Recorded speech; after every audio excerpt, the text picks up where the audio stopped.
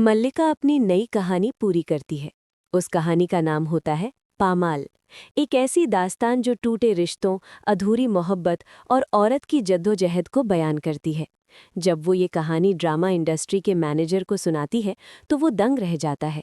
कहानी खत्म होते ही वो उत्साह से कहता है, अगर इस स्टोरी पर ड्रामा बना तो यकीन मानो तुम्हें बेस्ट स्टोरी राइटर का अवार्ड कोई नहीं रोक सकता।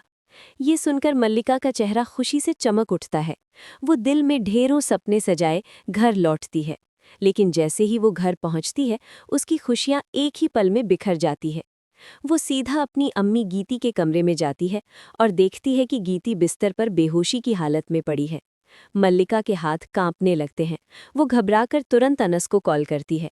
कुछ ही देर में अनस पहुंच जाता है और दोनों मिलकर गीती को फौरन अस्पताल ले जाते हैं। डॉक्टर जांच के बाद गंभीर लहजे में कहता है, मरीज के पास बहुत कम वक्त है, इन्हें किसी भी तरह का तनाव मत दीजिए। ये सुनकर मल्लिका अंदर से टूट जाती है। उसी वक्त कामिल भी अस्पताल पहुंच जाता है। वो मल्लिका के साथ गीती के कमरे में जाता है। गीती उसे देखते ही रो पड़ती है। कामिल उसे ढांढस देता है। कमजोर आवाज में गीती अनस के सामने मल्लिका से कहती है, मेरे बाद तुम अपनी जिंदगी अकेले कैसे गुजारोगी? मल्लिका आंसू रोकते हुए जवाब देती है, अम्मी, रज़ा ने मुझे अकेले जीना सिखा दिया है। उसी पल डॉक्टर आकर बता देता है, अब इनके पास बस 1 या 2 दिन है, बेहतर है इन्हें घर ले जाया जाए।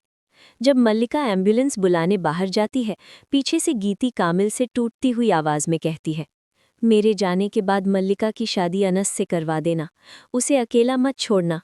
कामिल रोते हुए ये वादा कर लेता है। कुछ ही देर में एम्बुलेंस आ जाती है।